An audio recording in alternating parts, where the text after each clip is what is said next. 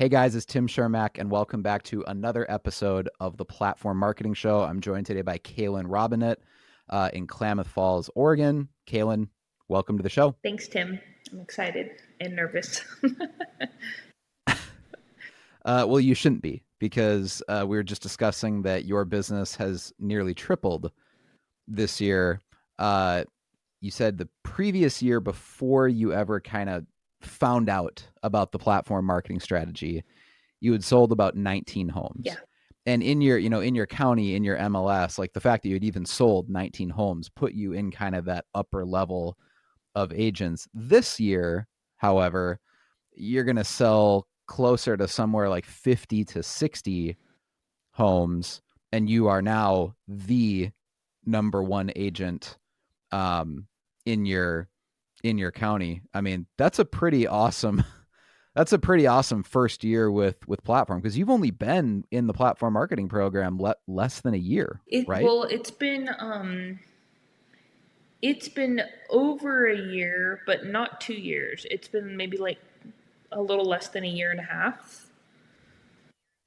Okay, but I mean, the year that we're in right now, so calendar year 2025 was the first like full calendar year, right? Okay, so that actually lines up perfectly with what we so often tell people, that don't judge platform and don't judge the platform strategy based on what happens in your first 6 months. You'll start to get a feel for it usually about 12 months in, of like what type of momentum you're having. And then most people see the best results somewhere between 12 months and 24 months. So it sounds like that's exactly where you are. And, your business has way more than doubled, almost tripled. And I love hearing stories like that, Kailyn, especially when it's someone who is already selling 19 homes a year, right? Because like sometimes you see case studies on Facebook or on social media or whatever, and it's like, oh, I tripled my business. And then you read the details and it's like they went from 3 to 9 transactions. It's like, well, that's still great. I'm happy for you. But going from 3 to 9 when it's such small numbers is a lot less impressive than going from 19 to, 50 some, which you're at now. I mean, you've nearly tripled a business that was already impressive. So, I mean, congratulations to you and your family. I mean, that's incredible. Taylor, your account manager, mentioned to me that you, at some point this year, you purchased a homestead for you and your family. I don't even know what that means. So can you give me the story and context? Like she said, homestead, not house. So I'm curious, like, what all happened there? Can you give me the backstory of that? I think probably, like, compared to where I'm at, compared to where Taylor's at, this probably is like a homestead. But for me, and like in our county, this is totally normal. Yeah, we bought a different ranch, so yeah, we have more space here and this cool farmhouse I'm renovating and all this stuff. But Taylor's funny because I have chickens and I have milk cows, so I'm doing the homestead stuff. We've got the garden, all the things. Okay. Yeah, it's not like the okay. shack. So it's just a regular ranch. Yeah. So it's like a hobby farm, basically. That's what we'd call that in the Midwest, kind of, like a hobby farm. I mean, yes, but I think bigger scale. Like around here, a hobby farm is somebody that has like a goat in their backyard. Sure. Okay. So how many acres is the property? This one that we have here is 13. Okay, so that's a pretty good size property. Yeah. And was that decision to purchase that influenced at all by how much your business grew in the last year, or was that something you were basically planning on doing anyways? We planned on doing it anyways because we already own other farm properties, and so we knew that this was coming down the pipe. But it clearly. Oh, okay.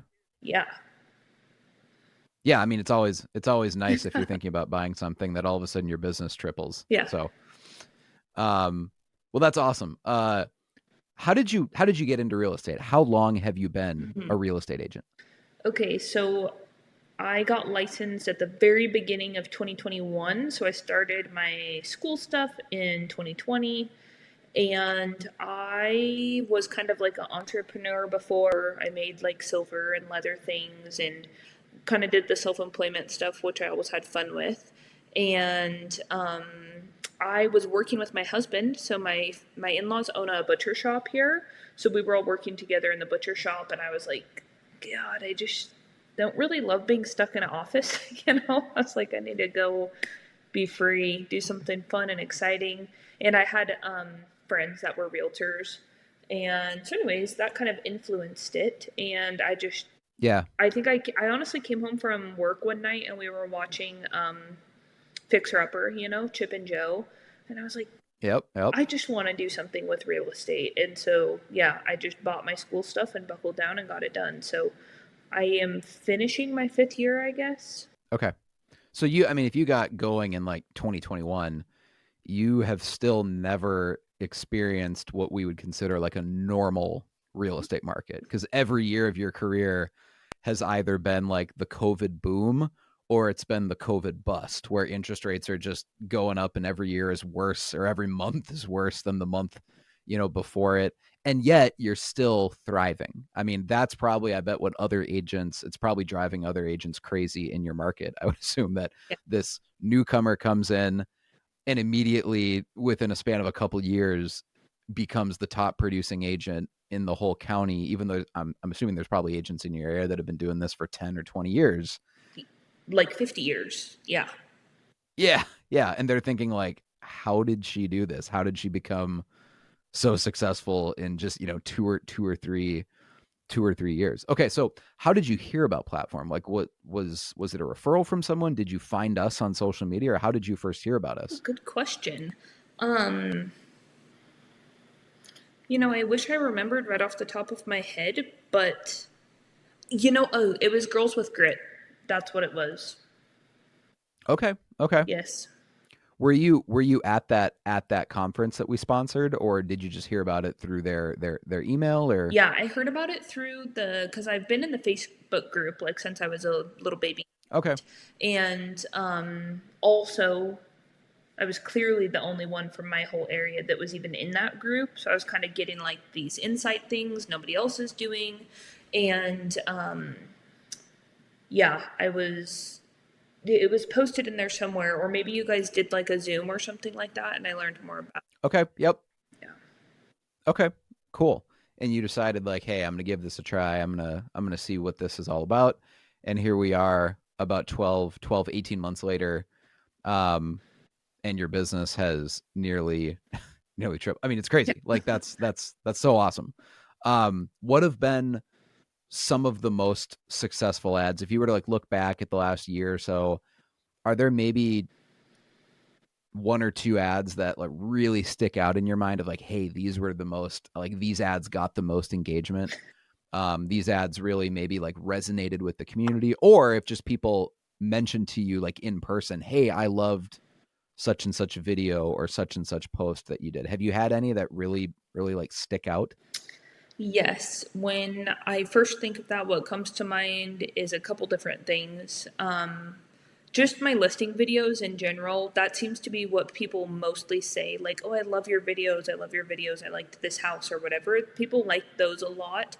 As far as engagement, my community is small and we're very rural. So Taylor helps me put together one about like upcoming events, and then the farmers market around here is pretty popular. People seem to really like those as far as positive engagement. Sure. Yeah. So just really anything that highlights the local community, Yeah. like ads that are, and those are honestly my favorite, because anytime that you can promote your community and champion your community, you're making it like not about you. And so people like that, right? Like, rather than agents who it's just like me, and every post is about how great I am or how many homes I've sold or how many years I've been in the business or whatever. If you highlight the community, it's kind of like stealth advertising, because people see the post is coming from you, Yeah. because you like the name of your page is on the post, obviously. But if you're just talking about the community or events in the community, like, no one can hate on Right. that. Um, so okay, cool. Have you done any listing videos in the last year? How have those Yeah, worked? my listing videos rock. When I was just starting with platform, I would have like maybe a couple of active listings. So I would talk to people in my office. Like once I did videos on mine, then I would run out. And so I did, like, it didn't take me very long. I think I only ended up doing maybe 3 listing videos on listings that weren't mine. And then Okay. it was just kind of like continuous after that. I started getting more listings, and now for most of this year, I have like too many listings to, so like I'll bombard Taylor with all my listing videos, and we have to kind of like space them out how many we can post because I'm Yeah. super listing heavy at this point. Yeah, I know Taylor had mentioned to me earlier this summer at one point you had like 13 Yeah, listings. I do. Um yeah, and there was still more. She's like, there's more in the pipeline, there's more coming. She's not slowing Yeah. down. It's like that's amazing. For an agent that doesn't have a big team or something, it's just you putting up these Yeah, numbers. it's kind of crazy. It's a little bit scary. It was more scary. And then now I'm just like, oh yeah, I just I wanted this, I'm like, yeah, I'm good. Just keeps Yeah. coming. So, Yeah. Well, it's like, at the end of the day, either you deal with the problems and the stress of having too much business or what feels like too much business, or you get to deal with the problems and the stress of not having enough business. And I've dealt with both of those myself, and I can tell you it's a lot more fun to deal with the problems and the stress of having too much business, because usually what accompanies that is money coming yeah. in. And if you're going to be stressed out, you might as well be stressed out with money coming in rather than stressed out because there's not enough money coming in. So, um, great. Again, I'm doing this interview and I just keep saying congratulations. Like that's so Yeah. cool because like when you double or triple your business, that changes your family's financial situation. Yeah. Like obviously it's super cool, and I'm just as happy for clients that grow their business by 20% or 25% or something. But that's probably not going to like radically change their family's financial future. You probably have some extra spending money and that's awesome. But when you double or triple your income in a course of a year, that like literally changes your financial situation. That's the difference between you taking more vacations, or you buying a newer or nicer car, or you sending your kids to private school if you want to send them to a private school somewhere, or being able to sock away like a serious amount of money for savings and long-term Yeah. retirement. Um, that's really cool. Have other agents in your town been jealous? Has there been any weird vibes in the community? And then my other question too is, what is like the average price point of the homes that you're Oh, selling? okay. So our average price point, like whenever I check the MLS, it's around 330.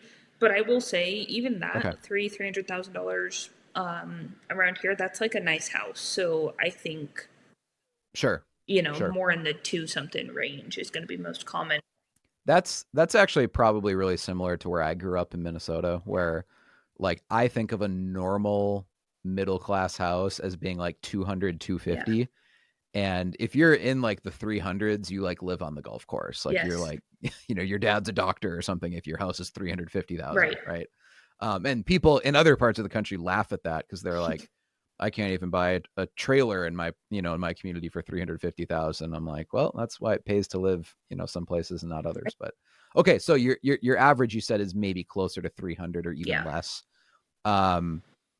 What has the reception been like? Has there been any bad vibes in the community or in the, amongst other agents in your area? Is there some Yeah, I've jealousy? had a couple like awkward encounters.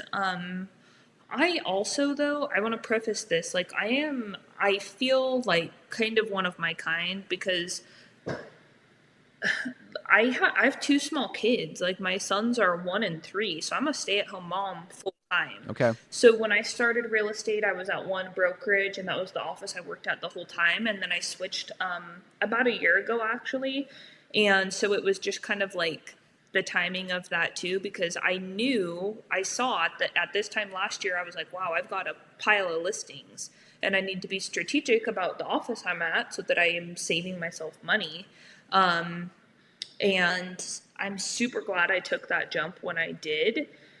But it was like the timing of, like, I switched offices just Yep. freaking skyrocketed because like I said, I mean, I saw it Yeah. coming. Um, but yeah, especially from that, there has been a few people that I guess maybe took it more personally or something. And I've had some weird encounters this year and weird things even done to a couple of my clients, which is interesting. But I think that when grown adults, do things out of the box like that, it definitely says a lot more about their situation. And it comes from a place of Yeah. like Yeah. the scarcity mindset, like they're very desperate. Yeah, for sure. Yeah, For so sure. it sorts itself out, but it has been a little bit weird. And I'm young, I'm 28, so yeah, it's been interesting, but I don't let that stuff affect me. It's fun Yeah, though. I'm like very busy at home with my kids and our animals and everything, so um yeah. Yeah, most people that are successful are too busy making money to worry about other Yeah. people's drama, you know? Um and I've said this, 1,000 times in the Platt fam, but if you're not catching flack, you're not over the target. And so the reason I love asking people the question on these podcast interviews of, hey, have you had any jealousy, with other agents in your community, is because that's actually a very interesting proxy question for how successful are you. If other agents in your market, in your MLS, other agents in your community are like jealous of you, that's a really good barometer of like how quickly are you ascending, and how much of a brand are you Yeah. truly building, because agents are the ones who are paying attention to the market, and who's getting listings and who's picking up business. They pay attention, to that way more than the average person in the community or the Right. public does, right? So if they're noticing that, hey, Kailyn all of a sudden just came out of nowhere and Kailyn's like the top producing agent in the whole county now, like that tells you that you are the top dog, if they're starting Yeah. to get jealous. How much in a given month do you think, the specific number doesn't matter, but do you know how much you're spending every month on ads? Are you spending $800? Are you spending $1,500 on ads? Do you I know? would say around 1,000 probably. Um I try to Okay. like keep it safe, and especially in the beginning, I was like $800 a month. Like, oh my god, that's crazy. Yeah, Who has yeah, that was $800 a month? totally Yeah. me. For like the first probably 6 months of doing platform, it was going straight on my credit card, and I was just chunking it off as I could. But yeah, I was scared. I was like, this is crazy, especially in my market where people don't even I mean, agents don't even like to spend money to do like the grocery cart ads. So, like, it was not tapped into Yeah. here at Yeah. all. Yeah. Like any marketing almost that you do whatsoever is positioning you as being the top agent in the market, because other agents just really aren't making an effort to market at Right. all, or promote themselves. Have you noticed on listing appointments that people want to work with you because of your marketing? Has anyone told you that? Like, hey, the reason I'm choosing you is because of the marketing or the Yeah. social media that you've Yeah. been doing? Like every single one. And it's people that I either, like, Okay. people that I'm either already friends and family with, right? So, like, I would never assume that somebody would use me, but it always feels great when it's like, Sure. thank you for supporting me because there's so many agents here. Um, it's people like we talk about the fuzzy ROI. There's people like in that group too that I don't really know, but I kind of know a connection with, and it doesn't really matter who it is. Sure. Everybody knows me from my social media, and they appreciate that. Yeah. So like they're actually telling you that on like the listing appointment or when you meet up, like, oh, I love your social media. Yes. Yeah, that's always good feedback, because sometimes, I mean, honestly, we have people in the platform who do double their business or sometimes even triple their business. And they'll be like, you know what? No one's ever really told me they see me on social media, or they've, there's a particular video they liked or something. And Yeah. I'm like, well, you said your business tripled in the last year since you joined platform. And they're like, yeah. I'm like, have you done any other marketing? Has anything else changed? Are there any other variables that we're not accounting for? And they're like, nope, this is the only thing I'm doing differently. I'm like, okay, well, maybe you just need to start asking people then the specific question of, have you seen me on Facebook? Um, because sometimes people don't tell you that, but obviously that's the reason they found you, because no one's business, spontaneously doubles or triples in a year just out of nowhere, right? But it sounds like you're actually having basically everyone tell you that, oh yeah, I found you on Facebook, or I've been following you Yeah. on social media. I do occasionally have like a random, I'll get a text or a call or something, and I'll sometimes ask people like, "Well, how did you hear about me?" And it is always in one way or another, like they searched whatever, and I'm just popping up at the top of stuff. Because even if people Google, whatever Klamath Falls agent, like my Facebook stuff is going to come right up. And I have had referrals like that too. Agents in other areas will, I guess, go on Facebook and just kind of search for agents in that area. Right. And of course, mine pops right up too. So, yeah, that's something that Google actually just started incorporating in the last year or two, is they're actually factoring in social media search results into the Google algorithm, because they realize that hey, a lot of people now, like this wasn't true 5 years ago, but a lot of people now don't have a traditional website with a blog with a bunch of keywords into their blog for SEO or whatever. So Google didn't want to not be showing really, really relevant or popular search results just because someone didn't have a traditional professional website.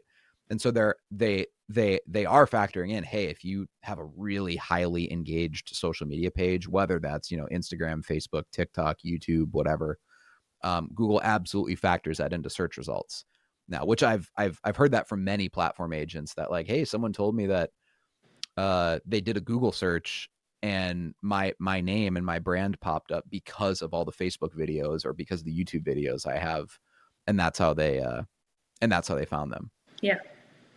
So what a percentage of your business would you say this year is listings versus buyers, and has that changed at all in the last couple of years?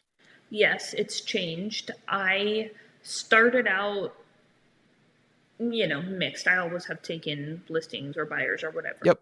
But I helped a ton of first-time home buyers, which I still do. But it's funny because in the beginning, I was almost nervous with listings because they've already bought the house once, even if they're a first-time seller. It was making me kind of nervous because they required this level of attention, and so it was much more buyer heavy, and then that took a hard 180. This year I'm probably 80% listings and 20% buyers. Oh, okay. So it would be fair to say that since you started the platform strategy, your business has kind of shifted from being somewhat near 50-50 or even potentially working with more buyers than sellers. Yeah. To now it's 80% sellers and only 20% buyers. Yeah, which it probably was reversed the first couple of years. I had way more buyers. I was showing houses. Okay. Every day of the week. Yeah, and obviously looking back at it, when you see the production that you'll have this year, wherever your sales volume actually ends up by December 31st, right? It would have been impossible to do 55 transactions if they were all buyers. There's no way. No, not with little kids. That's a thing too. Was I started doing real estate before we had babies, so it was easier, to show a ton more houses in super quickly, short notice stuff, and then obviously I've had to restructure how I do things. Have you done any videos or retargeting ads just highlighting small businesses in your community? Yeah, I've done a couple of those too. How have those gone over? What type of businesses did you highlight? They go really good. The couple that I can think of off the top of my head is there's a couple different kid stores in town. So one is a consignment shop. So I did one with them, and then I did one kind of the opposite. It's almost like a high-end kid store. They've got a really fancy toy selection. Okay. Which for Klamath Falls, I mean, each of those is the only one. So. And those always get a lot of engagement again, because I think anytime that you're promoting something local in the community, but it's not you, it's not about real estate, it's not a new listing, it's not an open house. I think that just resonates with people because it flies under their BS radar. Yeah. Of oh, this is an ad, but if it's just you giving a shout out to a local retail business, in this case, a toy store, right? For kids, no one's going to look at that and be like, oh, Kailyn's advertising again. It's just you giving it's you giving a shout out to the community, so that the more you can mix that in, the more I think it makes your brand just like bulletproof, because people can't critique that. They can't really hate on that. And if they do, they come off looking bad. If they're like, oh, this real estate agent is using their own money to highlight other businesses, like, how dare they? It's like, well, you look like a dickhead if you're saying that in a, Right. in a community. So, Yeah. So you've done a lot of ads at this point. If you've been in the platform for, coming up on 18 months, are there any ads that you haven't done yet that you want to do or that you plan on doing in the next couple months? There's definitely a lot that I haven't done. Like Taylor every month is like, look in your folder, and I'm like, honestly, a lot of the time, like this year being this busy, I'm like, I'm just in survival mode. So if I can remember to get a listing video done at every single listing I take and then give it to her, then that's like, Yeah. that's what I can guarantee that I can do. The additional ads, like for a lot of the summer, just totally got pushed to the curb because I didn't even have time for them. And now that I'm like, it slows down a little bit here for the holidays, which I'm fine with. Yep. For this year, I'm like, I'm good with 12 listings instead of 7. You need it. Yeah, you need it, and you deserve some time right off. So I'm good with slowing down, and that's kind of when I get more time to look through my folders and like pick out some fun ones I like to do. The ones dressing up are always funny. They're like very they're engaging. I think it's like this on everybody in platforms posts though, sometimes you just get those a-holes, which it's like people just have nothing better to do. And that's like social media, right? And I also think that's a part of the moat around the castle. Like, that's what makes your brand defensible and gives you a long-term competitive advantage, is if you're willing to tolerate that.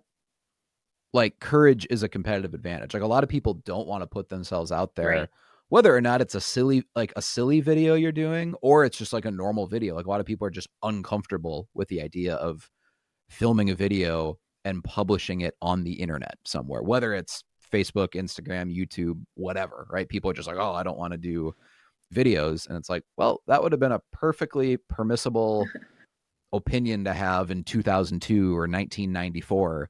But in 2025, 2026, if you as a real estate agent are not willing to be active on social media, and you're not filming videos of your listings, and you're not like building a local brand, you might need to like find a new career. Right. Because I don't know how you would possibly succeed if you're just unwilling to do these things. I also think what you just said there is another reason why the platform strategy works so well when you actually join the platform marketing program versus just trying to do all this stuff on your own. And I don't mean to make this sound like a sales pitch, but I want to give a shout out to Taylor here, because, we give away a lot of our strategies for free on the platform podcast, on our, Facebook posts, on social media for platform marketing. We try to give away as much of these tactics and strategies as possible. So in theory, you could just listen to a bunch of our podcasts. You could follow us on Facebook, and you could maybe try to do a lot of this yourself. Yeah.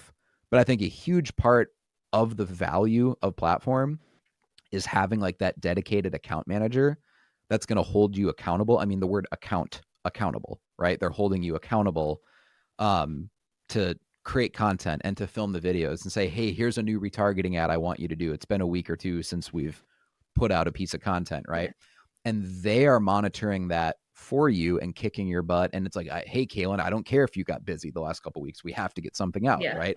Like, if you didn't have that angel on your shoulder, or maybe you think of it as a devil on your shoulder, I don't know, but it would be very easy in those really busy months, right, of June, July, August, to just be like, you know what, I'm going to take a couple months off of content. Yeah.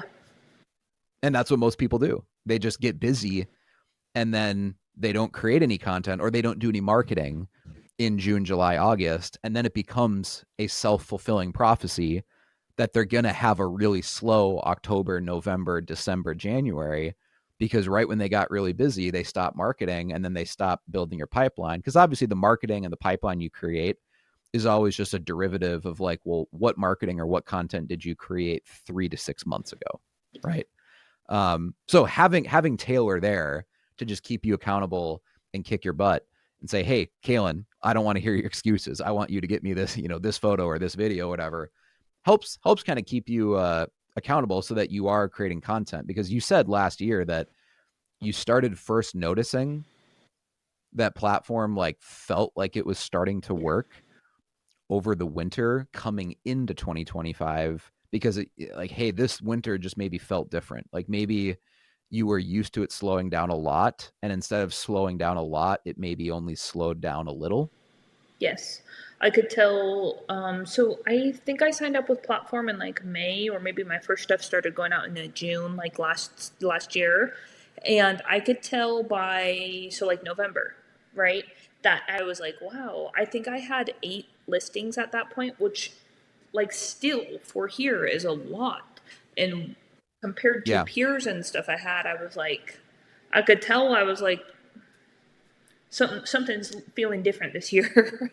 And just the amount of people that were like calling and texting and reaching out, and like my husband, he could tell immediately too that it was like picking up, because when I signed up for this, obviously he knew the whole thing, what I'm doing. This is like a ton of money I'm going to be investing, and he never doubted me, or the strategy, or my.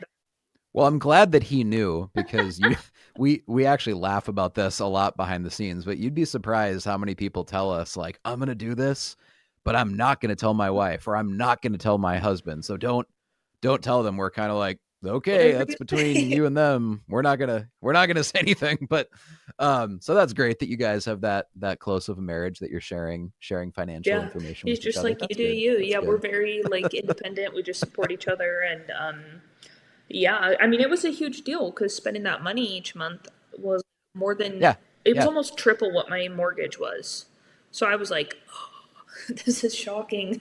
But I could tell right away. I was like, this is exactly what I thought it was going to be. It's better than I thought it was going to be. I kind of didn't believe, like when I was first like learning about this, I was like, there's no way, because Klamath is so small, and clearly, I mean, to be the top agent, you sell 50 houses a year, whereas some people I know in bigger markets, they're selling hundreds of houses a year. And they do have like those big teams. And I was like, God, Klamath is so small, like, is this going to be overkill? How many people live? Yeah. How many people live in Klamath Falls? Around 50,000 in the whole county, and our county's really big. Okay. But yeah. And here you are again, like about 18 Yeah. months later. And I think one way to think about investing in the platform marketing strategy is that you're basically just buying yourself a couple years. Like you're in a literal sense, you're buying time, because if you're a hard worker, and you do a good job with your clients, and you get referrals, right? And you get past clients working with you when they're ready to be a move up Yeah. buyer or whatever, like eventually you would snowball your career to the point that it's somewhere, I don't know, between 5 and 10 years in the business, you would have enough repeat business, whatever, that like you might get to the point that you're selling 40 to 50 homes a year. Like you would have grown kind of like organically, right? From selling 19 homes a year to 40 to Right. 50. But honestly, that might take 5 to 10 years. And many agents never get to Yeah. that point. Like they'll just kind of plateau. Usually I see people plateau at about 25 to 30 homes a year. That's the most frequent plateau, because that's the level at which they've run out of any referrals from their friends and family and their sphere. And they also just don't have more time in the day to prospect or market. And so they get stuck at 25, 30 Yeah. a year. So in a sense, investing in platform, even though it is expensive, right? We don't lie to people and tell people it's Right. cheap, right? It is a premium priced marketing program. It absolutely is. But if you think of it as like, well, I basically bought myself 7 or 8 years of time, in that rather than waiting 7 or 8 years into the future when maybe hypothetically, possibly my business could have gotten to 50 homes a year, of transactions, I did that within 2 years of joining Yeah. platform, and then all of a sudden when you put that into perspective of the fact that, I mean, platform all in with your ad spend and everything probably is like 25 to $30,000 a year. Most people, it's probably closer to $30,000 a year with ad spend. And it's like, well, you've added it sounds like about $200,000 to your Right. GCI. Because you were at about, $100,000 or so of GCI. Now you're over $300,000 of GCI. So, that was Yeah. a pretty good investment. I also think this is another instance of courage being a competitive Yeah. advantage, because even if an agent has the courage to film videos, 99.99% of agents do not have the courage to invest that amount of money into their brand and their marketing. So even though they might see like, oh, wow, she came out of nowhere and she went from doing, 19 deals a year to 55 deals a year, they would see exactly what you're doing. You've basically publicly, in a sense, given them the game plan. Like when you're doing platform, you're publicly leaving evidence of exactly what you're doing because all the It's marketing there. is Yeah. public by definition, right? Like you want it to be public. That's the point of marketing. They can see your videos, they can see the posts you're doing, they can see the strategy right under their noses, and yet they won't do it. They won't copy you once they learn the cost of it, because the cost just Yeah. scares them. And so that in and of itself is a moat around the castle. Like courage is a competitive Yeah. advantage. I agree. There's definitely been agents, I mean, in the sense of copying, they try to, but they don't put any money behind it. They just post it on Facebook. And I feel like for where I'm at, my area, I'm not like, there's no cities nearby me. We're like isolated. So you can go county to county to county, but there's still nothing, no city nearby to like. Where are you? Where are you Oh, in way Oregon? south. Like where Yeah, like I geographically in drive Oregon? 10 South minutes and Oregon? I'm at Okay. the California border. Oh, okay. So you're like so you're even south of Yeah, so Medford then. Medford is like an hour and a half away from me. That's the next biggest place. Like I go Okay. there to go to Costco. Okay. But even like over there, they're kind of different because the Rogue Valley kind of, I mean, it's still small comparatively speaking, but it does flow. You've got Ashland and Medford and Jacksonville, and these places kind of flow to Grants Pass, and it goes up I-5. Klamath is like, we're like the last, you keep going east, you're just in the desert. So, it's kind of interesting. It's like the perfect scenario for this little pocket of our market for it to work, I think, as well as it does for me. And it's such a small town, it's like we feel ages behind everybody else. But I think that I've encouraged people to start trying to film listing videos. And I think that that's great because they're really doing their clients a disservice by not doing it. But I'm not worried about it because I know at this point, I'm like you said, I'm like years ahead now that Yeah.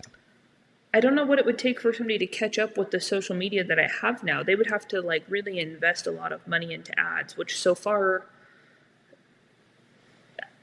I'm not going to say nobody does because I think people Yeah. do a little bit. Like people will try to do the lead. Well, I always like tell our account managers even like, hey, if you're trying to convince your clients, let's say, to like upgrade their ad budget from 1,000 to like 1,500, let's say.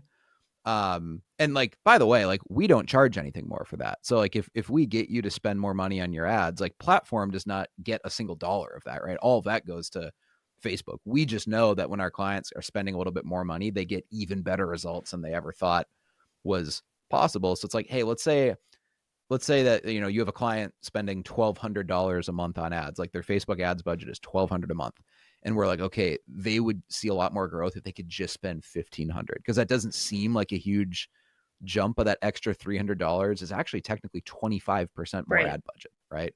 So they're going to see 25% more results over the course of the year if they can just spend 1,500 versus 1,200. And often it's hard, like it's emotionally difficult to convince a client to go from 1,200 to 1,500.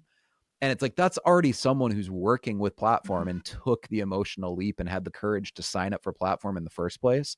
So if you think that other agents in your community that aren't working with platform, they don't have that kind of emotional support ecosystem in the platform, or they don't have an account manager like Taylor, if it's that hard to get a platform client to spend a couple $100 a month more on ads, agents in your community are not going to spend anything on their videos or on their social media. And then they film a video, like you said, it gets 18 views and they're like, Facebook doesn't work. Facebook ads That's don't work. exactly it, which is funny because at listing appointments, I take all my folder and whatever and I show people stuff and they'll see the amount of views I get on videos. And I tell them, I'm like, yes, that's because I'm investing in you. I spend a lot of money to get your house ready to go on the market because I'm to the point now where, 99% of my listings, my photographer and I do them all professional every time. He does pictures, he does a video, we add drone if we need it, which I wasn't doing in the beginning, and not a lot of agents here were doing either.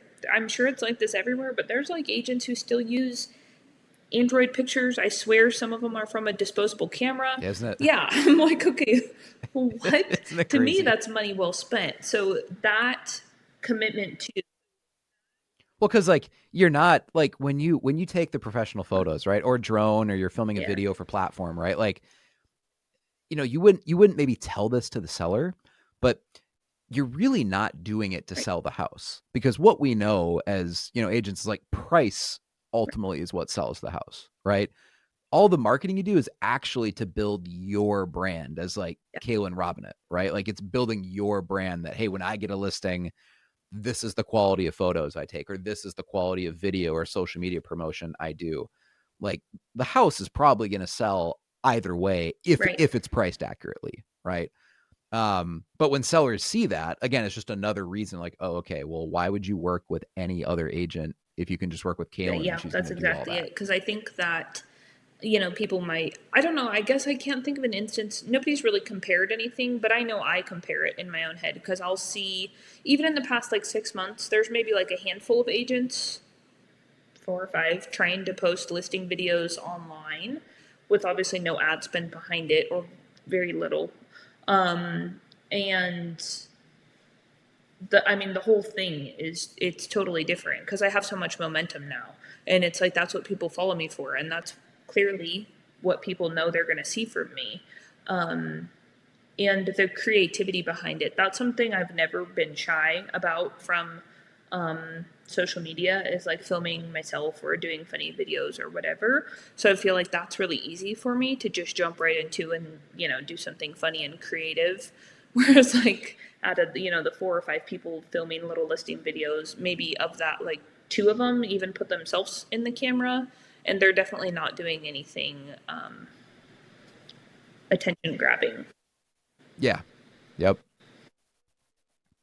Even you said you're in a somewhat smaller area where like, the area you serve only has about 50,000 people. One thing I that I just continuously am reminded of as I have these conversations on the platform podcast, as well as just phone calls, with agents across the country, is that everyone always, no matter how successful you become, everyone always underestimates the amount of business going on, like the amount of homes that are being bought and sold in your community, no matter how slow the economy is, or no matter how slow you think the real estate market is. There are still so many deals going on of people buying and selling. And to make a lot of money as a realtor, you only need like 1% of the given deals happening in your town in a given year. You know what I mean? There's not many businesses like that where you can just make a ton of money by having 1 or 2% of your market. But there are so many deals going on. I mean, as evidenced, Kailyn, by you've been an agent now less than 5 years, and all of the years that you have been an agent have been objectively terrible years to be a realtor, right? Like you didn't have the advantage of building your business 10 years ago when things were normal and interest rates and home prices were normal. Like you haven't had the luxury of building up a book of business that you could rely on. You had to build that from scratch over the last 5 years in like the toughest real estate market, frankly, in anyone's lifetime. And I've talked to a lot of agents that were selling in 2007, 2008 during like the great financial crisis. And they've said, oh, the last couple of years are straight up harder. It's more difficult now than it was even in like 2008, because in 2008, yeah, a lot of people lost their jobs and, the economy was in turmoil for sure, but interest rates were still really low in 2008. So if you had a buyer, a seller who had a job like it was still a great time to buy and sell houses because like the, affordability and home prices were still Right. very, very reasonable. Right now, the economy we find ourselves in is like even people who have good jobs can't afford houses because home prices have gotten so expensive and interest rates are still, higher than we would like them to be. And so like I'll just end this end this rant by saying if you have built your business in the last 5 years as like a rookie agent with how difficult it's been and you're still thriving, you've become the top agent in your area, in your county, like imagine what your business and your brand is going to look like in a couple years when things kind of normalize a little bit and the market kind of heals. Like imagine how much business you'll be doing a Yeah, couple years from now. that is It's pretty something I cool. think about a lot. I definitely try to keep like tunnel vision because a lot of agents like throughout the year they'll be like, "Oh, how's business going?" Whatever, and I like feel bad being like, "Oh, I'm freaking killing it, dude! Like it's great, it's the best year ever." But I obviously don't say that. I mean, if people want to see, they can see for themselves. But I'm Yeah. like, "Oh yeah, Yep. it's good," and these are a lot of agents that I mean they've all been licensed longer than me. There's not really any like brand new agents in the market that are like I think they're all struggling. And so seeing some of these agents that have done this for 20, 25 years, whatever, dropping way, way, way back is interesting because I'm like in the opposite boat, the complete opposite boat. So I think about that too. I'm like Yeah. hearing of how Yeah. hard of a year this is for real estate. I'm like, well, if I can do this during these really hard years, then and like hard at home. Like I'm in the trenches of parenthood. So I'm like, if I can keep this little boat rowing along, then in these more like normal years, I think that I'll have a pretty good base built for myself to just Yeah, you said your kids are 1 and 3. Yes. 1 and 3. Yeah, that's a handful. My daughter is about to turn 3 here like actually not next week, this week she turns 3. We're actually headed to Disney World tomorrow. She doesn't know yet, but we're going to Disney World for her birthday, her third birthday. And I can imagine that would be quite a handful having a 3-year-old and a 1-year-old at home. And on top, yeah, it's a good handful, but and on top of that, selling 50 some homes a year. Right. Because let's be honest, like any normal stay-at-home mom, if you didn't have a career and you didn't have a job, would still say having a 1-year-old and a 3-year-old at home is absolutely hectic and crazy, right? Yes. And somehow you're doing that and you're selling 50 plus homes a year. I mean, you should get the Medal of Honor. Thanks, Tim. I appreciate that. I feel like that some days. I'm like, um, I always try to tell myself, I'm like, this is going to get easier. It's going to get easier. They're going to get bigger. But I just knew also, like, they don't go to daycare. I don't want them to. I just, want them to be at home and I want to be with them. So that was something I was never really willing to sacrifice. So, like, as I got busier, I just figured out how to work it into the cracks better because people are always asking me like, oh, how do you do it all? This is crazy, whatever. I'm like, yeah, I know it's crazy. I feel like I'm going crazy most days trying to keep 2 boys alive, but like they're alive and I'm still working and it's just So they're not in daycare at all. no, And I don't mean to like side rail the conversation here, but like no, I don't you don't have any sort of know. okay, All of really? our family work, so that's the thing is I keep trying to peer pressure my mom into retiring early so that she can like watch the boys for me. Nobody's taken my offer yet, but on occasion. So okay, so you've just to be clear, I want to make sure I'm understanding this correctly. You've built this business and you're selling 50 plus homes a year and your kids are 1 and 3 years old and they're not in like daycare? 100%, yeah. So what do you okay, now I'm really interested. Like on a data on like a just granular day, like a random day, what do you do if you have to go on a showing? Or I mean, like if you have they have nap times, or I mean, like how are you juggling that? Um, it's a good question, Tim. Like literally, I just survive. So they do nap. They both are trying to like not nap anymore, right? Because whatever the big one does, the little one wants to do too. So Yeah, yep. I fit so much work into nap times. And like, I don't really bring Yep. them into showings with me. So if I need to show a home or go on a listing appointment, my in person things, I primarily do when my husband's off work or he works 4 10s. So Okay. Friday, Saturday, Sunday. I like pack as much into Okay. those days as I can. But inevitably throughout the week, okay, so signings, closings, all of that stuff still requires me to typically be there. And I just do as much as I can. And it works. I'm at a pretty good spot now. Like when I had my first son, obviously just having one baby felt so easy. Because I mean, when he was a baby, I could just take him everywhere with me. He was fine.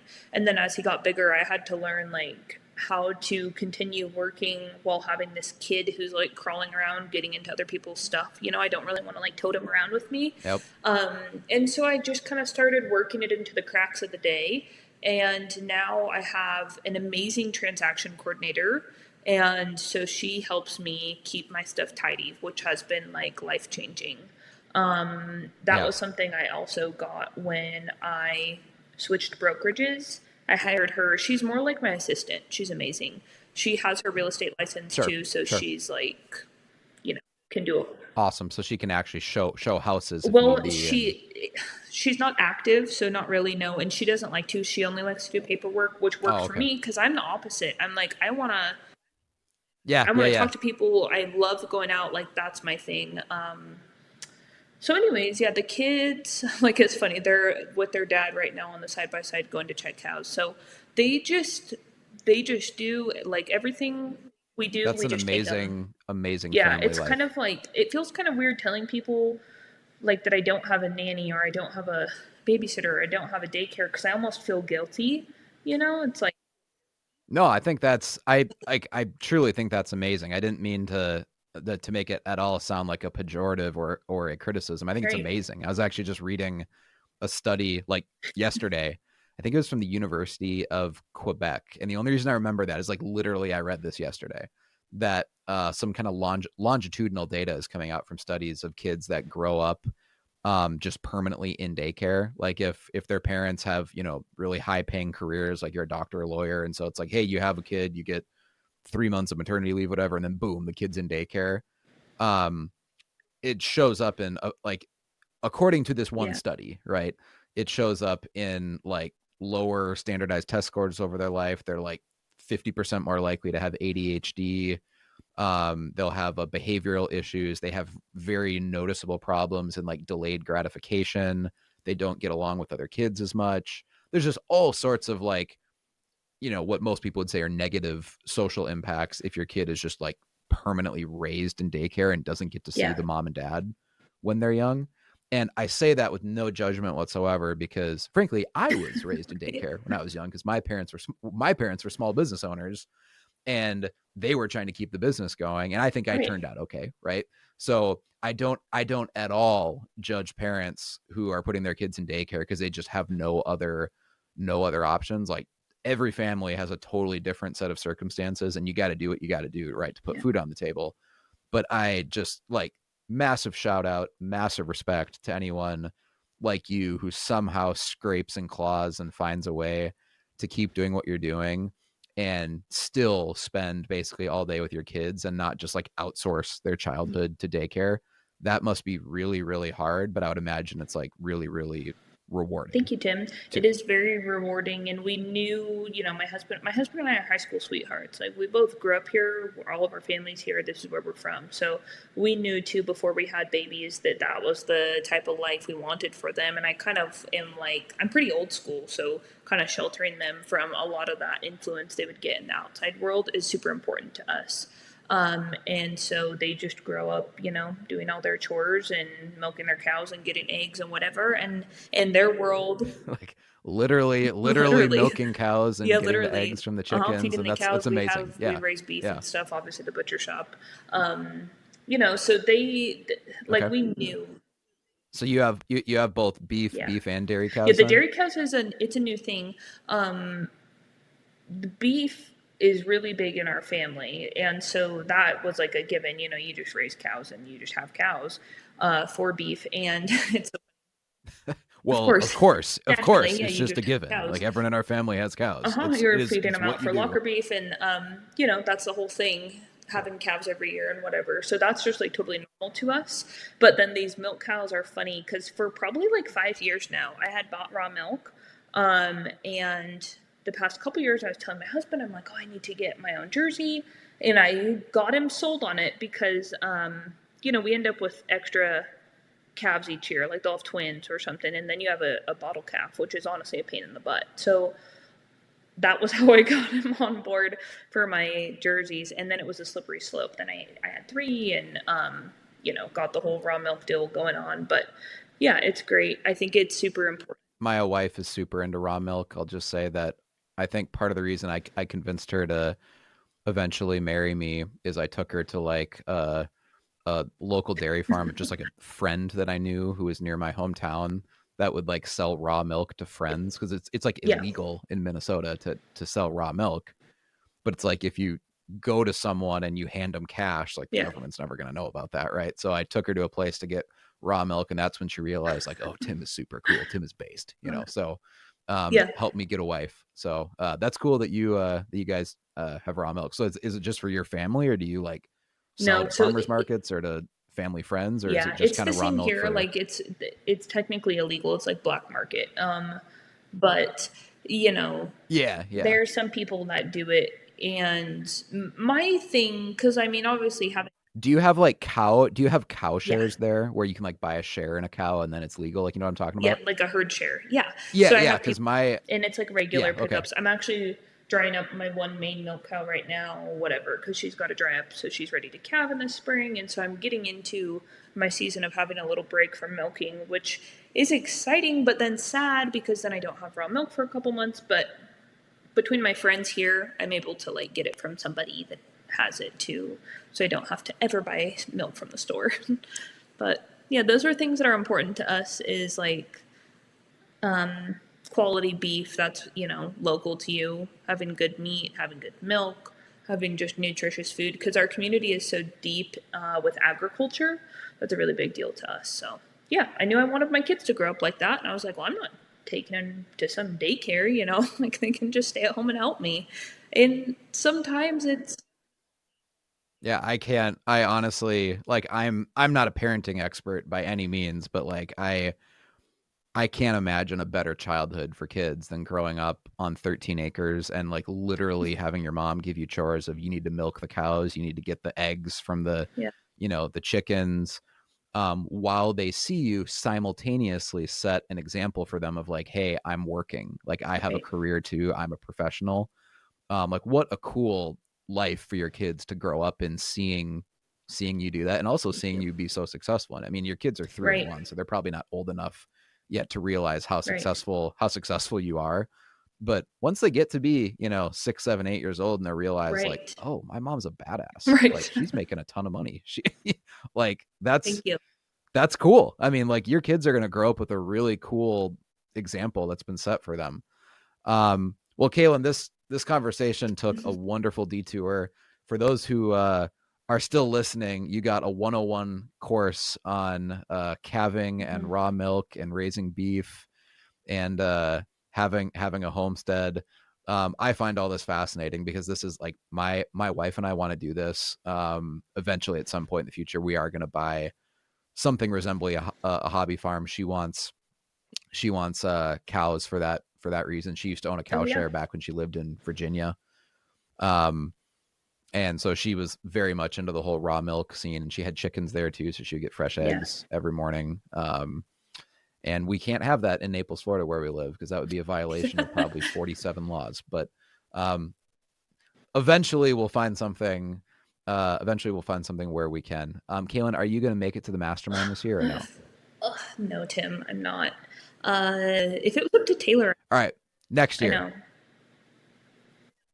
Next year. Maybe we'll have it in Klamath Falls next year. Make it easy for I you. told Taylor, I was like, do whatever you got to do to just get it like a little bit further, my way. Yeah, just not the literal opposite direction of the country of, you know, or like you basically can't be any further away from Klamath Falls as But I Naples, know Florida. So that's a whole thing too, and it's like weird because obviously my kids, like I mean, I haven't even spent a night away from them, so I was like, I don't quite feel ready to leave them yet, but I was Yeah. like, Yep. taking them with me is also super, that sounds like a chore. That doesn't sound fun. And Yeah. we just kind of got winter is busy. It's like you're feeding cows and whatever. So there's always chores that have to be done too. And then somebody would have to like house it for us, whatever. And one is a difficult age to take a kid on a plane too. Three is a little bit manageable because if you hand them an iPad or whatever, they'll probably just watch it the entire flight. But 1 year old, they want to crawl around. They want to, they don't understand why they have to sit there. Yeah, probably. With a Rosie, our daughter, like Yeah. I totally took for granted how easy the first year was, because when they're like a true baby, like they can fly easy, no problem. But once they hit a year old and they start to realize like, oh, I can walk around or I can crawl around, like they do not want to just sit in your lap for 2.5 hours, So yeah, I can imagine. I'm like, that's what I was telling Taylor. I was like, that doesn't even sound remotely fun to me. If it was like a quick flight, like if it was like, oh, I could take one flight from Medford somewhere over here. Yeah. Like, I think I could do it, but I was like, they're going to be fist fighting each other, throwing food on the plane. Like, I'm like, this is just, not to mention the time change. I was worried about that too. I was like, they're going to be an absolute menace for my poor husband to have to deal with while I'm reaping the benefits of the mastermind. But yeah. Cool. Well, at some point we'll have to connect in person. Maybe we'll have the mastermind out west next year. I'm a huge fan of the American West. Anything west of the Mississippi is just objectively better than things east of the Mississippi, and I'm jealous of people who live in the West. It's so beautiful. It's so beautiful. Yeah, it's a totally different life out there. Also, I'll end this by saying, Kailyn, congrats to you. Again, like the business you've built is incredible.